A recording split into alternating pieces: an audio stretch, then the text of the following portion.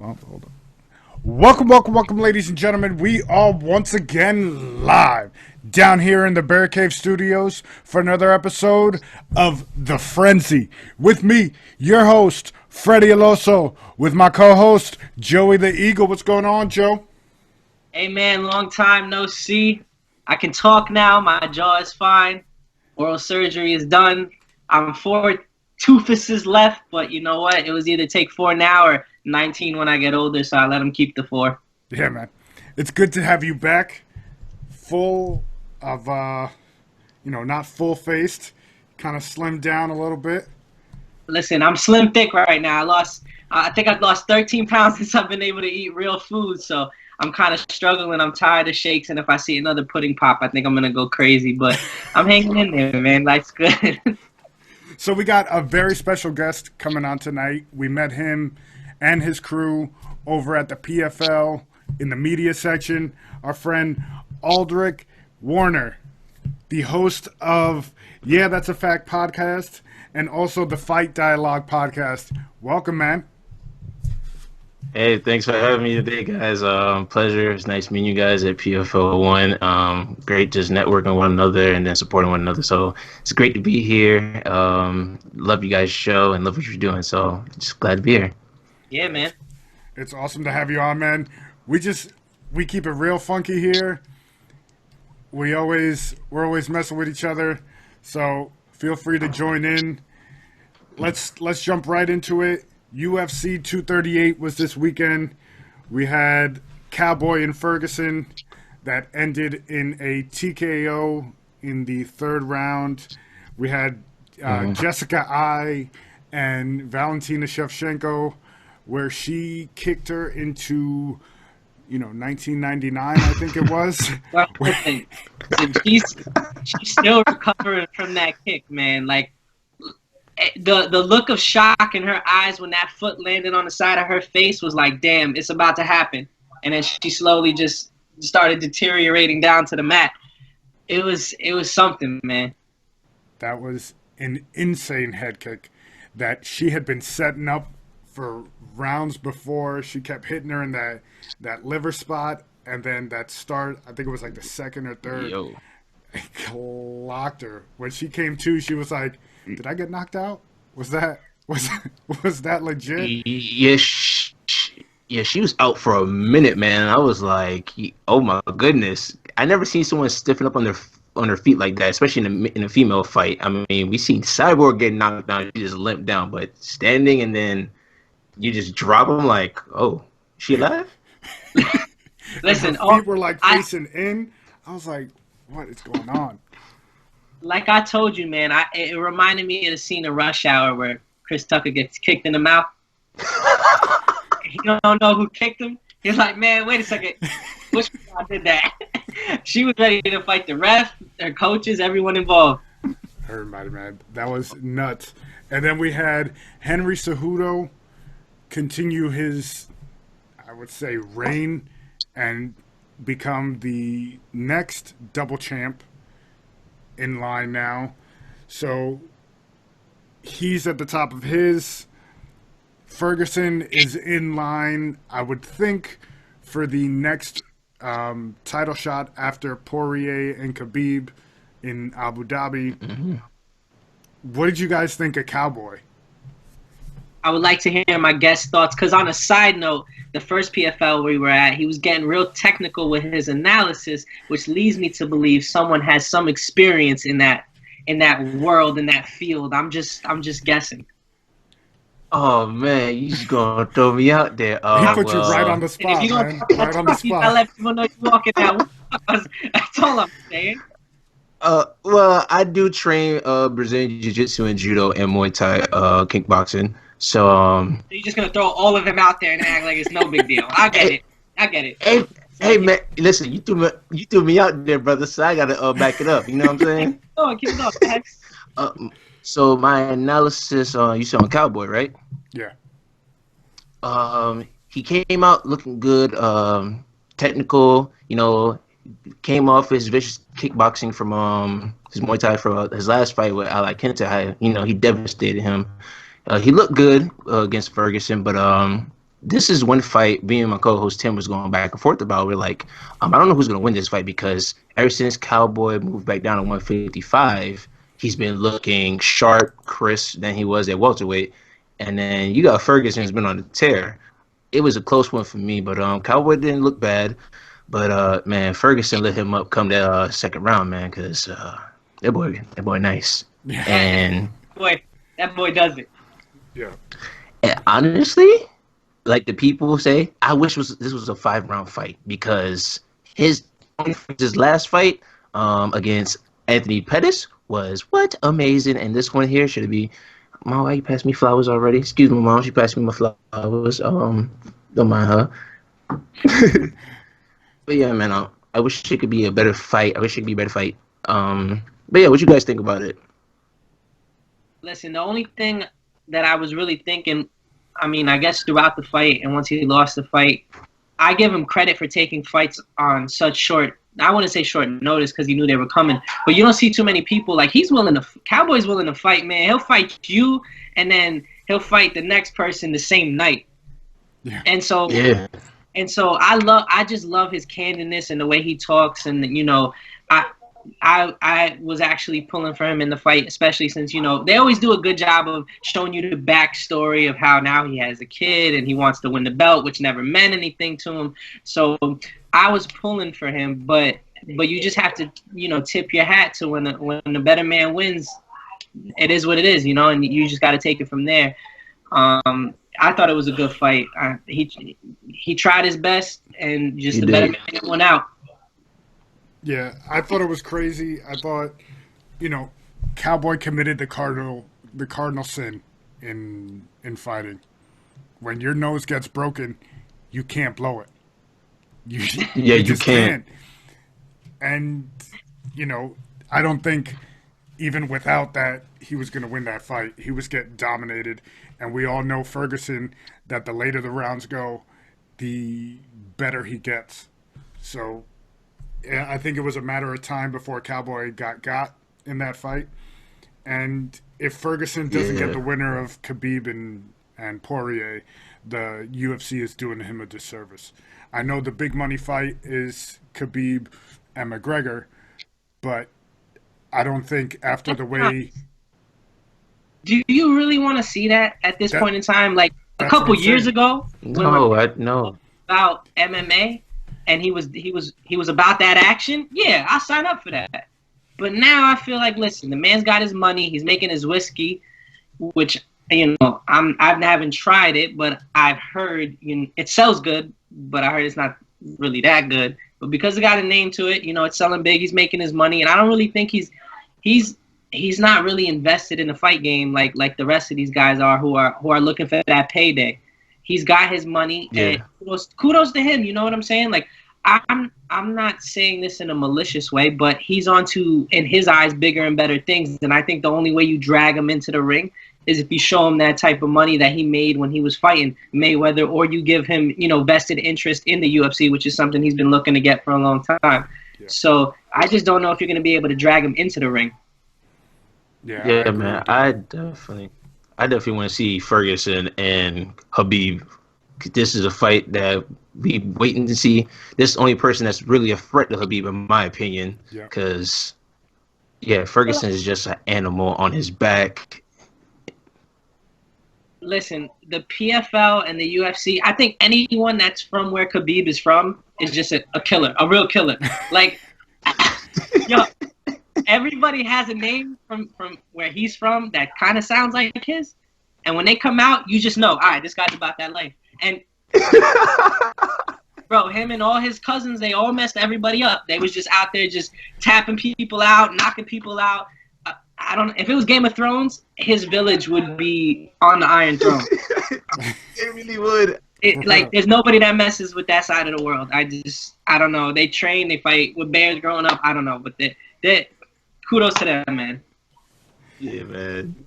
It's true, man. And then this weekend on ESPN Plus, we have the return of the lineal, my boy, the lineal heavyweight champion, Tyson Fury, undefeated versus Schwartz, who is also undefeated. we all know what happened to Joshua under 2 weeks ago. Yo, listen. I really hope we don't have another situation like that, because I still want to see these big fights. I want to see Wilder and Fury again. I want to see, Joshua versus one of these two. I still think Joey and I talked about it when the fight happened. I'd love to get your take on it, but I think Fury won that fight. I think Fury beat Wilder, and he should have won that instead of the draw. But I really hope Fury is taking this serious, and he doesn't go in there kind of just thinking, oh, I'm going to be all right, and get knocked out like Joshua. Well, I'll give you my take on the Fury and Wilder fight. In that fight, I would say Fury was more the technical boxer for sure. He definitely gave Wilder a challenge, and Wilder, he has those crazy knockout power and those overhands that he trains. And I watched a training video, and he trains to use those. But Fury did look like the more technical boxer in that. And in my opinion, I think Fury did win that fight. I'm sorry, it's Bronze Bomber. I do like him, but Fury did look better. I'm still trying to figure out how he came back to life after that second knockdown, though, because that was just like, whoa. Listen. I think the best way to describe it is the meme I saw where he was the Undertaker and he just rose up from the dead. Because that's the only thing I can. That's the only way I can explain it. I really don't. Man. When I saw that punch, I said good night. I was doing one of these. I said holy sprinkled, and I hope he wakes up. Maybe in a month or two. My man bounced back in under 10 seconds. There's nothing I could say about that. It was amazing. Even Wilder's face was like, "Oh wait, he's getting up." Yo, in those in the action movies, like when it's the final scene, and the bad guy knocks out the good guy, and you think it's over, and the good guy does an epic get up, and the bad guy looks over like, "Yo, no, he didn't. That was all I had." It really was. You disrespectful. You supposed to be sleeping right now, and you out here getting up after I hit you with the thunderclap. Yo, that is very true, and man, kudos to him for surviving that. Because we also happened to Wilder's next opponent. He went to sleep in the first round, like he was night. Listen, me and Fred, and like again, I love to hear your input on this. Me and Fred have come to an agreement. I think Wilder is amazing at what he does, right? He's an exciting fighter because he goes in there and that's what he's looking to do. He's looking to fight, and the man has dynamite for hands. If he chin checks you, outside of Fury, of course, you are going to sleep. You're not going to know what happens. My fear with a fighter like that is when he runs into a real technician, like Fury has shown that he can be, that I wasn't sure if he could go the distance and keep that type of tenacity up. Because he gives it all. He gives it his all. He doesn't sit there and jab and set things up. He's throwing, and when he throws, he's putting his all into it. So even to see him go that many rounds without tiring out is just showing just how much preparation he puts into a fight. Because most fighters throw that many, punches with ill intent, and second, third round, they're gassed. I mean, look at Anthony Joshua. He looks like an Adonis, right? He's carved out of stone. My man was gassed in the second round. That just shows you, no disrespect to him. I know he's had a great record, but he clearly didn't come into that fight with the intentions of going the distance. He thought he was going there. The guy was going to be intimidated, shaped like the Michelin Man, thought he was going to lay him out, and guess what? Joke's on him now. And I think boxing, the heavyweight division, not necessarily boxing, because we still got, fighters like Crawford and Errol Spence Jr. that are still going to be there to make those mega fights. But I think the heavyweight division, they cannot have Fury lose this fight. Yeah. Because the only real fight they have left is if Fury comes out and looks impressive, and then they set up that Wilder Fury. As no disrespect to Anthony Joshua, but he lost already. Like that ship has sailed. I know they was waiting to try and build up as much money as they can, but that's the risk you run in trying to wait too long to cash that check. Now, be honest, are you really that interested to see Wilder and Joshua fight? You might still be, but nowhere near as before as when they was both undefeated. But now Wilder's messing around too, he's going to go fight Ortiz, who almost knocked him out last time. Ortiz caught him. Ortiz So did catch him. He's in that messing around game too. All these guys are taking that extra fight before they go and fight each other, and we already saw it bit Joshua in the ass, and now could it cost Fury and Wilder in their respective upcoming fights too? Honestly, in my opinion on all these fights, you guys are absolutely correct. But you have to blame the promotions because these guys have been waiting to fight each other for the longest. You have a three-headed monster in the heavyweight division. You have, like you said, Fury, Joshua, and Wilder. Make a fight. Fury and Wilder had a fight. Cool. You should have made the rematch right away. You want to wait until next year to put these two guys against each other. They're pretty much almost close to the end of their primes, okay? They have but so much fight left in them. And you haven't them doing these second fights. The reason why Wilder said flat out that he even did this fight because the promotion. He's not getting promoted. You know, Showtime is not doing much. Well, the promotions. You has these promotions have to go under the ESPN Plus. By the way, I think the ESPN Plus pay-per-view deal is a ripoff. That's my whole other take on that. But I may or may not know a guy that knows a guy that Cody streams it. So that ain't nothing but a thing, baby. Hey man, I ain't mad at you, brother. But honestly, this could jeopardize all three of these guys. You see, like you said, we saw Ruiz. He knocked out Joshua, and I was shocked when I saw that. While Fury's fighting tomorrow, and you know he has to take this serious because he thinks that it's just a pretty much a easy fight for me. He gonna get he gonna get his behind knocked out. Don't ever excuse yourself again. It's fine. Yeah, you're good. Keep going. If you feeling yourself, you feeling yourself. Yeah. Yeah. But he gets suffer the same fate as Joshua, and then Wilder, like you said, is fighting Ortiz again, who did catch him. He can mess around getting knocked out too, and then you got the three-headed monster all going down at once. What does that say for the promotion of boxing, especially of a popular division that has been popular in God knows long and how many decades? Bro, I haven't been excited to watch a heavyweight fight in eons. Since what? Lennox Lewis, maybe? Was the last time people got excited to watch a heavyweight fight?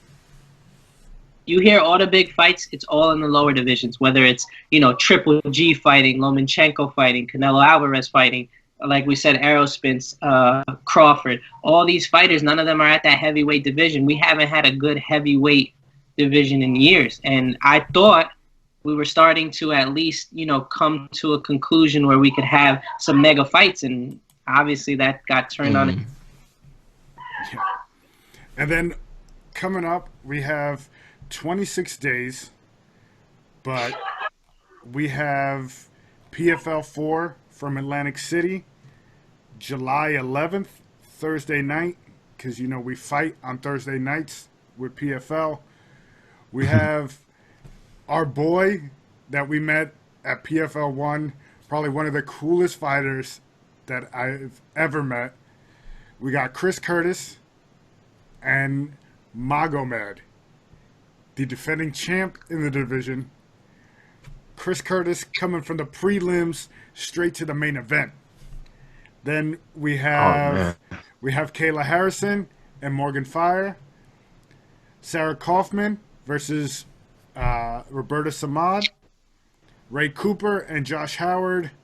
Andre Falau and Zane Kamaka.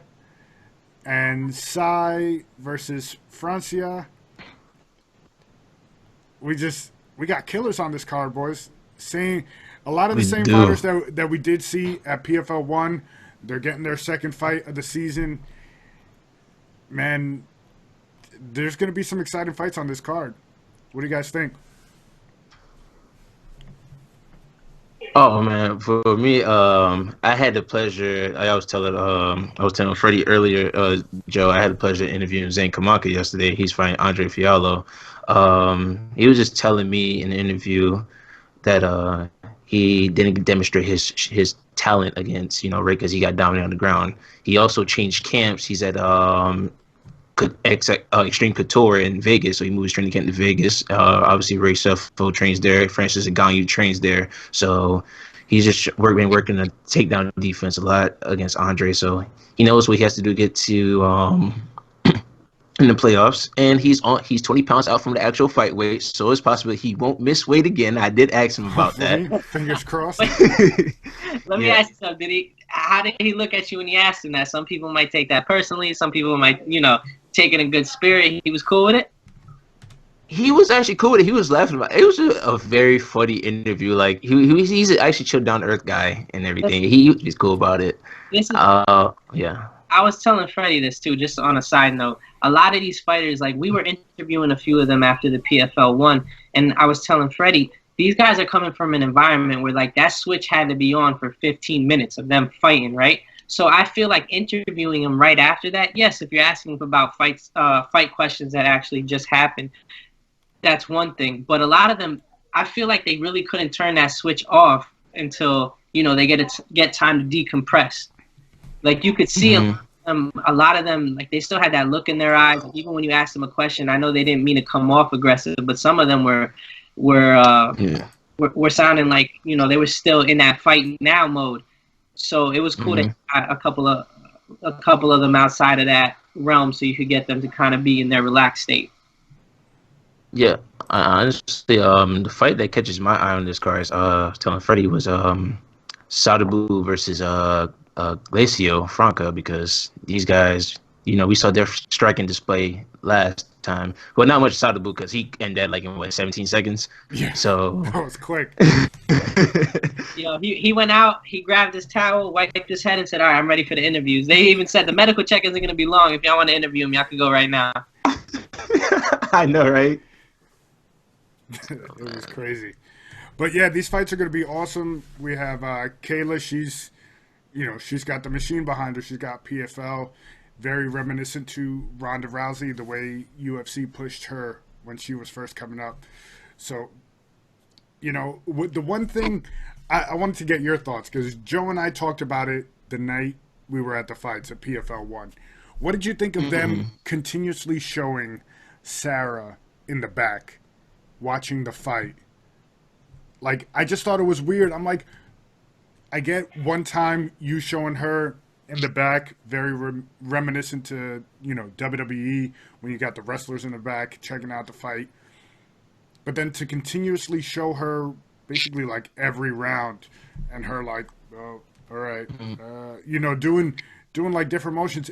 For me, it was taken away from what Kayla was doing. And I was like, you could have done that a different way. Maybe, at the beginning of the fight, or, between rounds, you ask her, okay, what are you seeing from Kayla here? Something along those lines, instead of, that awkward, oh, I'm going to get her, or whatever. It was just, for me, it was weird. Oh, yeah, it definitely was weird for sure. Obviously, Sarah Kaufman is a highly decorated name in the MMA world. She's been in UFC. She's been in Invicta. Obviously, this is the match that they want in the finals. They want her and Kayla. Yeah. And honestly, I agree with you. Like, showing her repeatedly this and that, it was like, okay, it was unnecessary. We know this is a matchup what you guys want, but it's also taken away from the other girls in there, because in that 155 division, there are some killers. Let's not forget Roberta Samad, great jiu-jitsu practitioner there. We saw her demonstration on display. Don't forget, it was what's her name? Gina, and I think it was Bobo. Yeah. Yeah, the striking. Yeah, they went at it. I think we were in the back talking to Roberta and Chris, and I came back out. Joe stayed in there, and these girls were throwing haymakers at each other. I was like, I had to cop my seat real quick, because I was like, I'm missing something crazy. I also didn't know that they had some of the best oatmeal cookies at the time, because I would have taken my ass over to catering and got me one of them oatmeal cookies. Now listen, I didn't have any oatmeal raisin cookies, but I heard they were banging, man. I kept hearing about it. The cookies was amazing. I did get a little taste of the chocolate chip ones though. They were, but the oatmeal raisins, I did. Man, so second time around, we kind of knew our way, where we were gonna get set up. And I said, Fred, because I'm a fat boy at heart. I was like, Fred, I'm going to go see what kind of food they got. And I grabbed the cookie. Now, mind you, I knew these cookies had been sitting out for a while. So I was like, all right, they're probably going to be hard. But when I went like this and it was still mushy, you know, in the middle, I was like, oh, man, these actually might be pretty good. Yeah, I had a bite. I looked at Fred. I said, Fred, do me a favor. Walk your ass over there. Get yourself a cookie. And don't bite. Listen, don't you take a bite until you sit down because you need to enjoy this. You need to take this all in. Yeah. So, my man, first of all, he inhaled it. Like, Oh man. I don't even know how much chewing was involved. And then before we went out, I looked back, and there goes Fred. You know, he was trying to take the platter with him and then realized people was looking, so he only grabbed one or two and took them to the seats. But the food was good, man. The food was real good. Yeah, food definitely was good that second time around. Man, I devoured those wraps, those sandwiches. The wraps were money feasting. too. Those wraps were serious. Now, PFL 3, the food did lackluster a bit, though. I'm not gonna lie to you. The only thing good was the quesadillas, and they had some bootleg jerk chicken. Yeah, that's funny, man. Listen, and then we got to see what Atlantic City comes to the table with, because not only are you gonna get great breakdowns of the fight, but we're gonna turn it into a triple D and actually get a breakdown of the food. So where else can you get that? There you go. That's it. This is true. This is true. That's it. So now, MLB. We'll segue from the fight game. We had the news of David Ortiz during the week, where Man. he got shot in an assassination attempt down in DR. I looked at it with skeptical hippo eyes when I first saw it. I ain't never heard hippo eyes. Fred, that's new. No, the hippos got the big eyes, That is man. new. They got the big eyes. You're like, You must be on your Animal Planet, Fred, because I can't tell you I've ever stared in the eyes of no hippo. But continue, my man. I'm sorry. Go ahead. I digress. you know, they said, oh, it was a robbery attempt, right? He's in critical condition, but it looks like he's going to pull through and he's going to be all right. And then in less than 24 hours, you got the news that Boston sent down the private plane and brought him up back to Boston with a police escort from the airport to the hospital. There I was like, okay, why are they taking him out of DR that quickly if there's not something fishy going on? And then within a couple of hours after that, you get the report that he was messing around with the mafioso's girl and he bought her a Lexus, and then they put out a hit on him. And then everything starts coming to light, and you're like, oh, okay. So they took him out of DR, out of the hospital, because they knew something like this was going down. They didn't want him to get got again in the hospital. So it was just pure shit show of what happened to David Ortiz. Yeah. Yeah, man. I actually, where was I? It was it happened Sunday, right?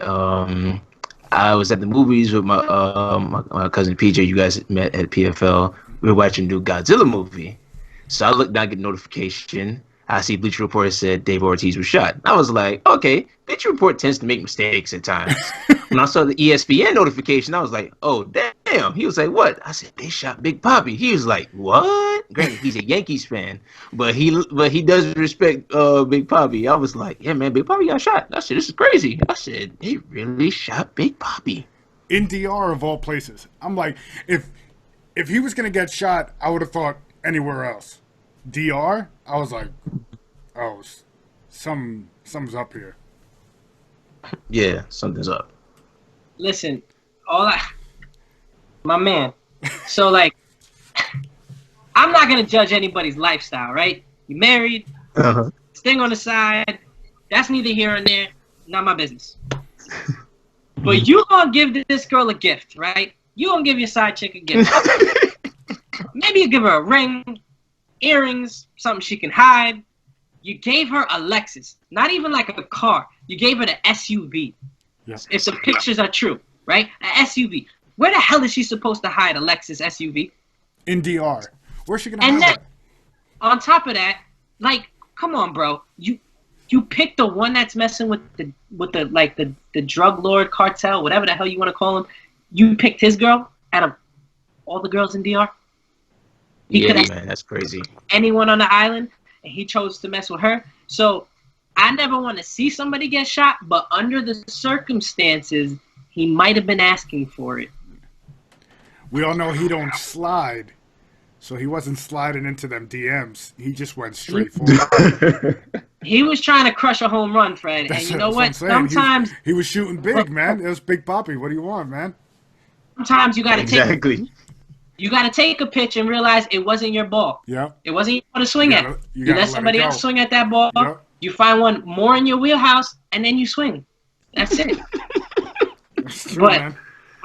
I'm glad he's gonna. I'm glad he's gonna come out of this healthy from all accounts. But I hope this is a lesson to him. Yes. And another thing that I told Fred, the guy who took the hit, or again, if this is all true, who knows? But all right, if you have a gun and you aiming to kill somebody and you have their back and you got 6 rounds in it, you let one off and then that's it? Yep. How bad were you really trying to kill somebody if you shot them like one time? Like if you really trying to just end it, you would think, and he's around a whole bunch of people, you're going to let off more than one round and make sure the deal is done. So I think it was like I'm gonna do it. He shot and he was like, shit, I did it. And then that beat for him. And then he got the ass whooping of his life. I don't think he was the person to pick up that one. I think that was his thing. He might have been better as the getaway driver than the actual shooters. Is all I feel. I'm not gonna lie, Joe. When you were doing that whole entire skit just now, I saw nothing but Kevin Hart, and I was trying so hard not to die laughing out my chair. But I'm serious, man. Like, I'm glad he wasn't the type that's in Scarface, the one shot to the head. But I just don't understand. There's so many weird things about that story, man, that true, man. I can just say I'm happy he's gonna make it. I feel the person I really feel bad for is his wife, because she's forgotten in all this, but I don't know what she does on the side. But if she's loyal to him, I mean, she's like, damn, like, I gotta kind of be nice to him because he got shot, but he is cheating on me, and he sent her a Lexus. I hope she got something nicer than the Lexus. Yeah, I hope she got some diamonds or something. And then we got the return soon of Giancarlo Stanton and Aaron Judge. They're both tonight playing at AAA Scranton. I did get a notification before that Stanton sent one into the seats and hit a building in the outfield.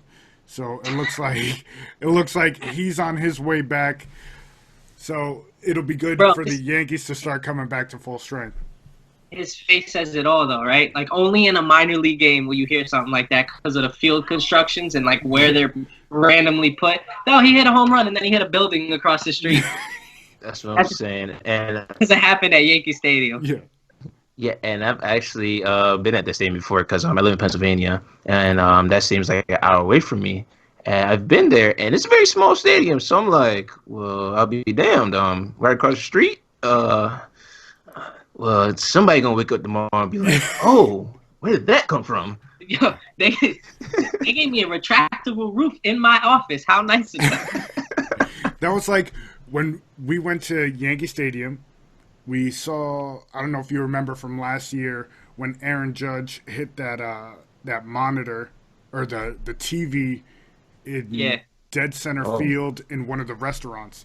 They still have that TV there. They turn it on every game, and all you see is like the giant spot in it from where Judge hit it. That happened about 2 years ago, maybe now, and they haven't changed it out. So I'm like, damn, these boys got power, and they're just putting it on display. If I worked there, I honestly would be selling that TV because I know that's worth a lot of money right now on eBay. And just saying. I hear you, and I understand where you're coming from, but like you might have had to bring some pretty big sweats because I don't know where you fit in your pockets while you're walking with security there. If you got a good plan, I'm here for it. You can tell me it. We could try and get this happening. We could try and figure it out.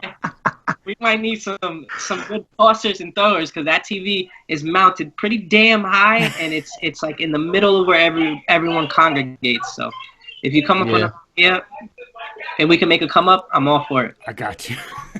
Oh man, I got you.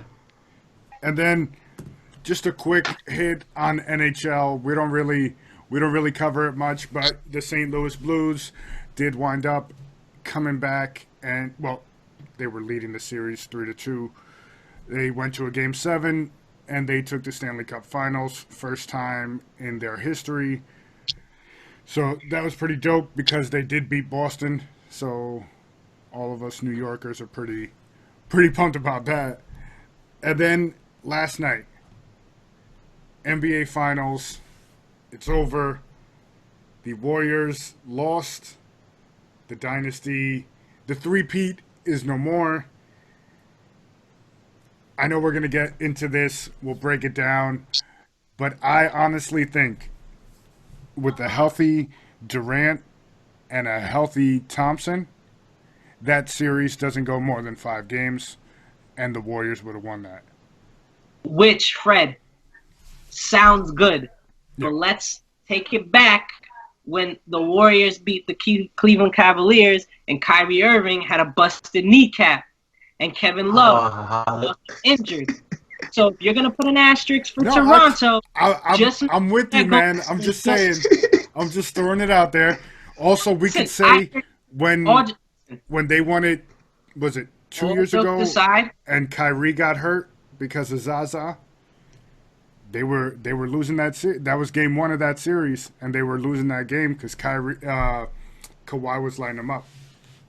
Listen, part of the reason why a 7-game series has any type of allure, because let's be honest, if we really wanted to see the best NBA playoffs, it would be a 1-game elimination similar to what March Madness does, but because of money, that won't happen. Right. So we have the 7-game series. One of the only real reasons a 7-game series can get interesting, and it's not a good thing, is if injuries do occur. That's exactly what happened. Yep. I think Toronto should be a very good lesson to a lot of GMs out there that say, oh, no, well, Golden State is really good, so we should kind of time our peak with their decline, and maybe we can kind of catch them while they're slipping. Toronto's a perfect reason why you do not punt on a season. Before the year started, everyone called him crazy for trading DeMar DeRozan, the heart of Toronto, who is still a phenomenal player, but he's not Kawhi Leonard. They said, why are you going to go get Kawhi Leonard? He's going to leave you after a year. Well, you know what? To a franchise that hasn't won a championship at all, that's a big deal. Yeah. Even making it to the finals. I've never seen Toronto get that hyped over basketball in my life, and they were just happy to be in the finals. Now Kawhi Leonard goes and wins them a championship, albeit, they had Pascal Siakam, Kyle Lowry, Marc Gasol, a lot of players stepping up in the series. But to me, that it's awesome to watch, and I hope other GMs see, listen, man, just because Golden State is the best team on paper, there's so many factors that play into an 82-game plus playoff season that do your best, put the best team you can out there, and let the chips fall where they may. And that's exactly what happened, man. And Kawhi, I vote for. I know he's the claw, but I want to call him LK, the Legend Killer, because that's clearly what he is. You bring him a legendary team, and he will say 3-peat. Not today, brother. LeBron, Dwayne Wade, not today. Golden State, be gone with your shooters, bro. I'm the claw, and I'm here to stay, and I rock New Balances while doing it. New Balances. I never played in New Balances, but he does it. Yeah, man. Honestly, this was an interesting finals. Granted, nobody had Toronto winning or even going to the finals. Me, I thought Milwaukee was going to go, and Kawhi shut everything down. How did I know the Toronto Raptors are going to win? 1, top defensive team. 2, a team's going to win when they win twice in Oracle Arena, and we all know how hard it is to win Oracle. Yeah. But you go on the road and not steal but 1 game, but 2 games. Yep. And not only that, we had the injury to Durant, and might I say, and including a couple of my friends, when he got hurt in that Houston series, I knew it was an Achilles injury. When I heard calf, I said, they lied about that. That's exactly what because calf injuries do not last a month and a half. I told Fred, I'm not a doctor, but I know where my calf is on my body. At least I know, Kevin Durant's limbs are longer than mine. But if my calf hurts, I'm gonna put ice on my calf. They were putting all the ice on where the Achilles tendon meets the calf. The ice bag was there. I'm not saying they knew that injury was gonna come to fruition, but I told Fred when it happened, I said, man, listen, I don't think it's a calf if he's out for that long. I just didn't. It's true, man. And Go ahead.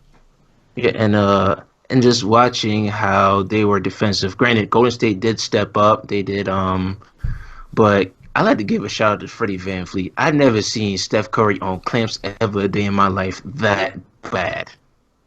Listen, Fred VanVleet, I used to watch him when he was at Wichita State, and dude, he's just fearless. He gets up in there and he's like, all right, I'm not gonna let you beat me. You know, a lot of players are scared to get, crossed over, all this. Fred VanVleet was in his jersey, and I think what Toronto did was awesome off the picks. A lot of teams, they either try to switch it. That's not gonna work on a player like Curry because the big man's gonna back off, give him too much room to shoot.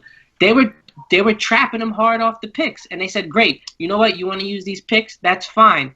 We're going to force somebody else to beat us. Iguodala had a good game last night, but if you're telling me you're relying on Jerebko, Cook, and Iguodala to win you a finals, and Draymond Green, who's a good all-around player, but I don't think we can all agree he is not a knockdown shooter, I think you live with that. And I told Fred from the first game I saw when Golden State came out and they decided they weren't going to let Kawhi beat them, I said, you can't do that to a team as well-rounded as Toronto because you can double Kawhi. You know what? He's going to make the right basketball play. And whether it was Fred VanVleet last night, Siakam stepping up, Ibaka was huge on the boards.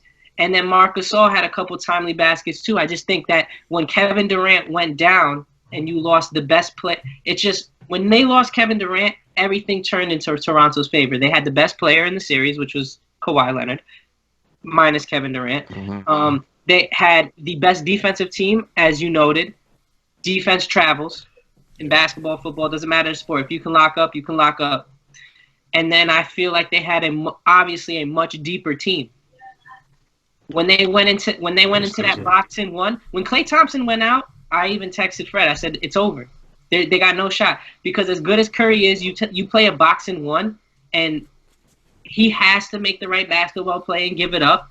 And he didn't have the weapons around him anymore, to be able to put a dent into what Toronto was bringing to the table. Yeah, man. And when I saw Clay go down, I knew it was bad because I saw he landed and I saw how his knee went the opposite way. I told my mom right away. I said, he tore his ACL. It's real when you tell moms. Like, when she knows it's real. Yeah, because I'm looking at him like, and he jumping around. Said Klay tore his ACL, and once she came back right away, said Klay Thompson's done for the game, and then he was walking out on the crutch. I said, yeah, he's not playing beginning next season probably at all. And not free throws though. He came back. I'll give it to him, and he went running down the court like he was ready to keep playing. But what I want you to notice, okay, when you watch Curry shoot a free throw, he doesn't use his legs, right? He just sits there, lines it up, bang. Thompson, in his routine, he bends twice, full like squat, and then puts the ball up.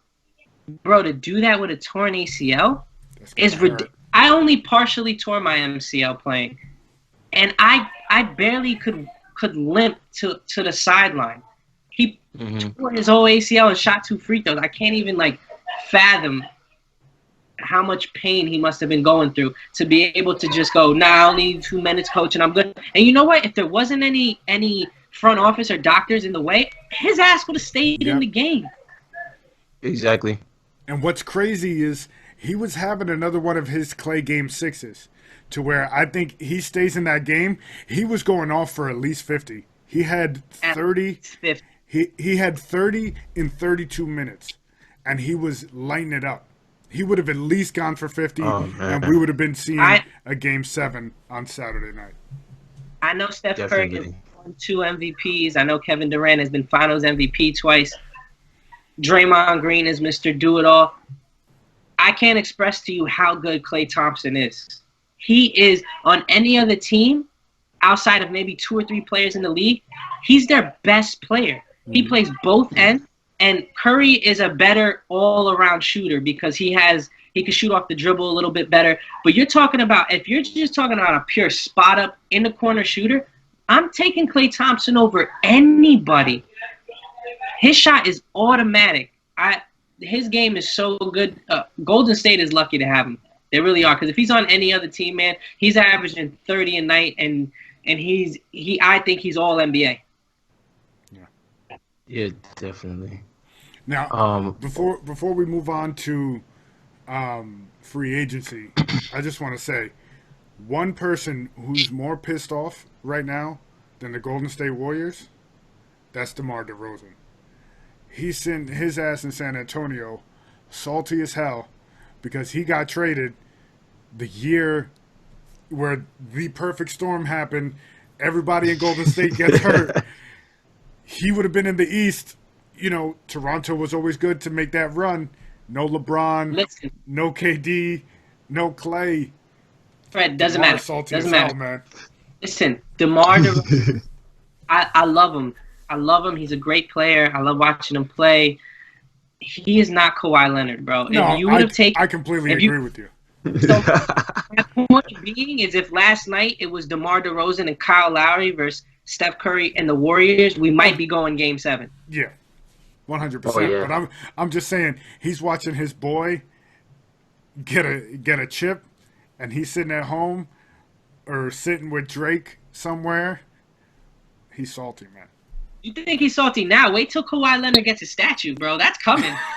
You imagine? Anytime he flies to Air Canada, he's gonna see Kawhi Leonard like pull him in a basketball. He's gonna be like, mother. Oh yeah. And one noted fact I like everybody to point out, and this is the funniest thing that's been trending there. I know you guys probably saw on social media. Jeremy Lin has a ring before Melo and Chris Paul. Yep. Yo, I showed. Yep, we were talking about that before. Did you see the meme with Carmelo Anthony and Jeremy Lin? And it was like this big drawn-out sentence of, they said he wasn't good enough. They said he couldn't finish the deal, but he got a ring. And then the bottom it said, like, Jeremy Lin. I was like, dude, that's so funny. I totally forgot he was on the team. Now, I think the perfect marketing campaign right now would be, you got Toy Story 4 coming out, you got the little aliens, and you bring Kawhi in. The claw. Bring him in with his hand, and they're like, the claw. Boom. Perfect. Right there. But You might have to write that, Fred. speaking of free agency, Kawhi Leonard, Kevin Durant, do you guys think these injuries will affect where these, top 5 guys will land? We already got the news that Kyrie signed with Rock Nation, and he's ready to sign with the Nets. We got Kevin Durant, who's hurt. We're not going to see him till, 2021, 2020, early 2020. Klay Thompson, we're not going to see him till February or March at the earliest. That's, on this list of 20 notable free agents for next year, those 2 are in the top 5. You got Kawhi Leonard, who's coming off a championship. Is he going to leave? Does he stay? Kyrie we spoke about. Kemba Walker's another one where he stays home. He gets a bigger check. Does he go? What are you guys' thoughts? Well, for me, we all know that since KD went down, the market has changed. You already know he's going to miss all of next season, unfortunately. Mm-hmm. And then, Clay is definitely going to miss majority of next season because this last-minute ACL injury. So, everybody's expecting Kyrie and Kevin Durant going to New York and playing together. Now, it makes you wonder, is he still wanting to sign with Brooklyn? Or he going to go to LA and go play with Bron for a reunion so they can make a run to the title and the possible chance of getting Anthony Davis via trade? That nonsense. And As far as the Kawhi situation, I don't know. This is does he? It would be nice for him to stay because he got Toronto a chip, but we all know he's wanting to go to LA, and of course the Clippers do have openings for 2 max free agents, and man, this is gonna be an interesting free agency for sure. But in my opinion, I think Kawhi is gonna possibly go to LA and do his thing there. I feel as if he's done more in a year for Toronto than anybody's ever had. Right? Vince Carter, great player, was there. Tracy McGrady, great player, was there. I mean, we could go down the list of great Toronto Raptors players that weren't able to finish the deal. I think for him, it's only right that he does whatever he wants to do in regards to being in LA, if that's really where his heart is. Because what more can he do for Toronto? I gave you guys what you guys have been looking for so long. Like, mission accomplished. Right. So I could see it sucks because with other players, you can kind of get a read, especially on players like Kyrie, who are always on social media, and you can see how he interacts with the reporters. But with Kawhi Leonard, you really can't get a feel, right? Like, he's Mr. Yeah, you can't. I don't say much outside of that, interesting giggle laugh that he has. Other than that, he really don't give people much. I think a lot of the dominoes are going to start to fall once this draft, probably Wednesday and then Thursday when it does happen. Once the draft starts to get underway, I think you'll see a lot of the chips fall. I think people are waiting to see what happens with Anthony Davis, because I don't think there's a lot of players that are clamoring to play with LeBron James as of right now. I just don't think that they want to go to LA more so because of the mess that they've been dealing with. But now I think it would help. LeBron's probably in the front office like, get me Anthony Davis now so that I can tell all these free agents, bro, you're not just coming here to play with me. Don't worry about the disgruntled front office that we're dealing with. It's me, Anthony Davis, plus one. Who's the plus one? Yeah. I think it doesn't change with Golden State offering the max to Klay Thompson. They're still going to offer the max to him. They're still going to offer the max to KD. I think with the Knicks, man, I feel really bad for the Knicks fan base because, like I showed Fred the meme earlier, it went from we're going to get Zion, we're going to get Kyrie, and we're going to get KD. We ain't getting Zion. Doesn't sound like you're getting Kyrie. And I don't know if KD is really willing to come by himself, because his whole thing is wanting to show people that he can win a championship outside of piggybacking off of other people. But at the same time, he's got to have some weapons coming in with him. So will the idea of playing with an RJ Barrett / Kemba Walker be enough to convince someone like KD, who, as you just said, is going to be out for the whole year anyway? So are other free agents going to be willing to sign up to play with? Yes, it's KD, but now he's 32, coming off an Achilles. Is he really going to be the same player? I think he will be, but it's easy to make that decision when it's not your life, when it's not your money that you're dealing with. You know what I'm saying? So the only thing I'll give the NBA credit and kudos to is they're starting to make their free agency a lot more exciting. Players joining. I know a lot of people are like, oh, I don't like when players team up. But you know what? Free agency now in the NBA is marked on everyone's calendar. A couple of years ago, it wasn't like that. Players weren't moving from team to team. Everyone was staying where they were staying. So I love it. I'm all for it, and I'm very interested to see where all these players land. Baseball needs to take a page out of NBA and NFL's free agency, because we had, the November meetings, and Machado and Harper didn't sign until 2 weeks before training camp in April. Bro, listen, it's horrible. Horrible. Baseball got it all backwards. They just had two prominent pitchers that just signed, and we've been playing baseball for 3 months, 4 months, whatever it's been. So, it's crazy, man. All right, honestly, could you imagine, I don't know, the NBA season starting? They weren't high level free agents, but all right, Kemba, right? Kemba's a really good player. But Kemba's going to sign before the season starts. You're not going to see him wait 2 months into the season and say, yeah, fine, whatever, I'll sign with this team. I don't know how the MLB does. It's true, man. Bro. And then now we got the start of our bread and butter, It's coming back. NFL is getting closer. People are starting to get their fantasy football drafts ready. Mini camps are starting. Everybody's getting pumped for the season. I know for me and Joe, football is 24/7, 365. We don't take there's no off season.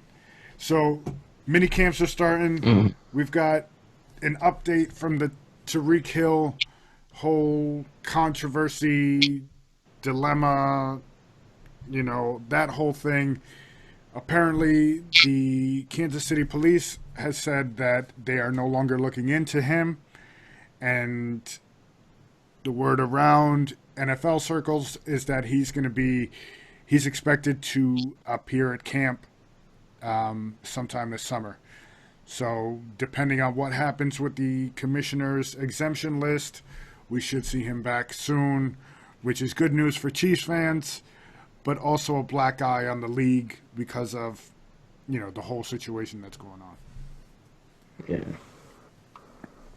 And then another news, we got the veterans in the Browns locker room taking exception to what Baker said about Duke Johnson wanting to be traded. Basically, Baker said he should just shut up and play, right? In not so many words. But paraphrasing, he was basically listen, he has a job to do. Let's hope he does it. Yeah. The veterans took exception to that. Second-year quarterback, I see what he's trying to do. He's trying to lead by example and just show up and play. But for me, I feel like you got to get a little more notoriety, a little more respect from the vets before you start sounding off. Prove yourself a little bit more before you start acting all crazy. Yeah, that is true. Listen, there's one thing. I've never been in an NFL locker room before, but the one thing I have learned is you don't mess with people's pockets. You don't get involved. You don't get involved with when it's a player versus the GM or player versus team. You stay up out of that. And that's exactly where Baker kind of crossed the line. He wasn't saying that, Duke Johnson never came out and said he's not going to show up. He's not going to play hard. He just said, listen, if you guys don't want me, then I want out. Trade me to somebody who does want me. Normally when that happens, everyone just, from a player's perspective, kind of says, all right, that's your beef with the Browns. When you're here, as long as you treat us, with respect and love and treat us like teammates, then we're all good. Baker kind of broke that. And I just think it's a young quarterback making a minor mistake. I think the vets will talk to him. He'll understand, hopefully, as a young, good quarterback would, learn from it, and he won't do it again. I don't think it's going to be, anything that's made too big. The Browns are poised to have a huge season with all the additions they made. So I think this is it's just water under the bridge, and it's just a young quarterback learning how to become an even better leader. I like Baker Mayfield, so it is what it is. All I got to say is, on that situation, let's just all take a page from the Steelers last year with the whole Le'Veon Bell situation. I'm just going to leave it at that. Just leave it at that. And another thing is, the Browns are, Joey and I are huge Canes fans. Our Hurricanes, the U, we stay throwing it up. The Browns are the U North. They got a lot of Canes in that locker room. They do. Duke Johnson being one of them. That's a brotherhood you don't fuck with. We all know that from the Ed Reed, Ray Lewis, them boys, Mike Irvin. Oh, yeah. That's a brotherhood you don't mess with. In that locker room, you got to watch yourself, Baker. This ain't Oklahoma. It's the U. You want to be all right, man. Some 30 for 30s. Let you know what the deal is. You just got to watch him. It's okay. He's young. You just got to watch him. He's young. He's fiery. I get where he's going. Yeah. And then to close it out on our NFL talk this week, we had an adjustment to the pass interference rule. Let me, for those of you guys who don't know, give you a little refresher. We all know what happened in January in that Saints-Rams game, under 2 minutes. That. So in March, The NFL owners responded to the controversy by allowing pass interference rules to be reviewed for the first time ever. The NFL applied to both offensive and defensive pass interference. A flag doesn't have to be thrown on a play for a pass interference review to be taken place. In May, the owners voted to make a slight change to the rule by allowing coaches to challenge interference plays in the final 2 minutes. Previously, the league officials handled all replays during the final 2 minutes. And now, the latest update to the rule, the NFL decides not to let coaches challenge plays in the final 2 minutes, although they still will be able to challenge interference calls during other parts of the game. Brad, wake me up, bro. That's the update. I feel like the NFL is just spitting out words, and they still don't know what they want to do with this rule. It's just, I feel it's a lot of fluff. It's a lot of run around, beating around the bush, and they still don't know what they're going to do. Listen, can we understand something, right? They're saying that they're going to call pass interference and that you can throw it both offensive and defensive. We all know that's a load of nonsense. The offensive player is going to get the nod 99.9% of the time. I'm a huge diehard Eagles fan. You know how many times I've seen Alshon Jeffries run a hook route, and when the defender's there, he shoves him off, catches the ball, and they call it defensive pass interference? The NFL is an offensive-driven league. They want points. They're not going to sit there and hammer offensive players. You see it all the time, man. It's just not going to happen. And the fact that you can throw this. First of all, coaches aren't dumb, right? You're going to get a coach like Bill Belichick who learns how to manipulate this system, poke holes in the system. He probably is going to hire an assistant coach that all his fucking job is to do is just sit there and figure out ways to get around this damn rule. It's going to happen. They're opening Pandora's box. I hate it. Yes, what happened in the Saints game cannot happen again. But just because it happened once doesn't mean you have to open up Pandora's box. There has to be another way where this I don't know if it's you give the power to a lead official that's up in the booth, and if they see something outrageous, then they pull it. But you mean to tell me a coach is going to throw a flag and say, oh, there was pass interference? It doesn't even have to be where the ball was thrown. They could pick on the other side of the field where the guy wasn't even involved in the play, and he was getting held by a defender, and now what? You're going to call a pass interference on something that had nothing to do with the play that was in question. I hate the rule, dude. I hate the rule. And you're going to see it in the preseason. Mark my words. They're going to call it in the preseason. Players are going to go crazy, and they're going to go, oh, shoot, let's scrap it. We'll bring it to the table next year, and they're going to throw it out the window. It's pretty much just history repeating itself. Yeah, we like you speaking back what you said. We saw the travesty in that Saints game. We all said our opinion about it. Some worse than others. I have a couple of friends that are Saints fans, and trust me, my timeline was flooded and highly livid. But I agree with you. Like, yeah, it sucks. It's one of those rules that's up in the air because you don't know who's going to fall on. But to give, like you said, coaches the power to even have the authority to challenge it is just going to make controversy 10 times more worse, because you may think it was a pass interference on your guy, and they go and replay it's like, oh, it was on the opposite team. Like, okay, then you kind of shot yourself in the foot. Then it's like, oh, well. Yeah. Listen, man, football is a contact sport. There is holding on every play. There is pass interference on every play. There are plays, slow motion, that look like pass interference that when you watch live, you never even think twice about. Where's the line drawn? You think coaches and players aren't going to try and say, okay, well, if we can challenge pass interference, why can't we challenge holding? I think what it should have been, the way they made the rule, it should have been on egregious, game-changing situations. That's when the booth above can challenge the play. Very similar to the way VAR is used in soccer on penalties. If the ref doesn't call it right away, the play continues, but then in his ear or, someone from the booth, the fourth official, whatever it is, they chime into him, hey, come and check this play out, calls a timeout, goes and checks it. If it's a penalty, it's a penalty. If not, then play continues. I think that's the way the NFL should have taken this, because right now, like you guys were saying, it's going to open Pandora's box, and it's just going to be a shit show. So they don't have the same refs for every game.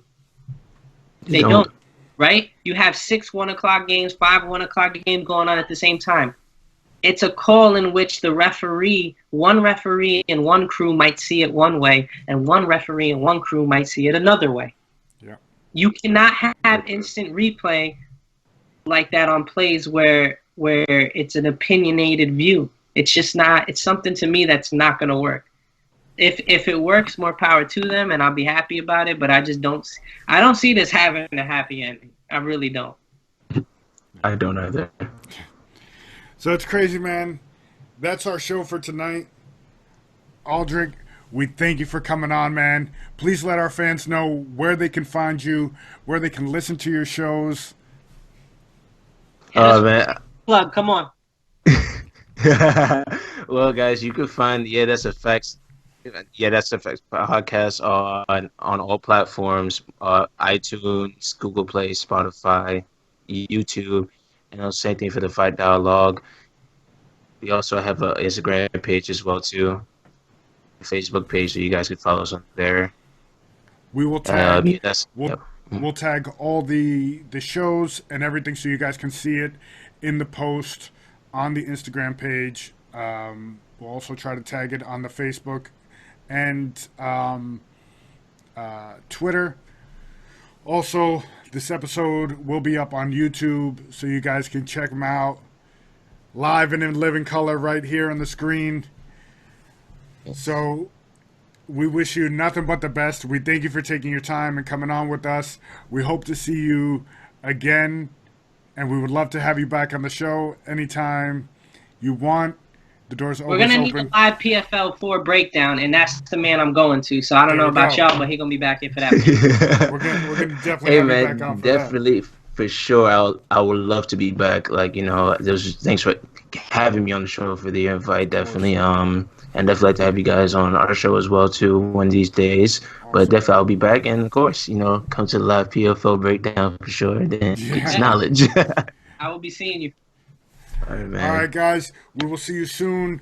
www.thesportsfrenzypodcast.com.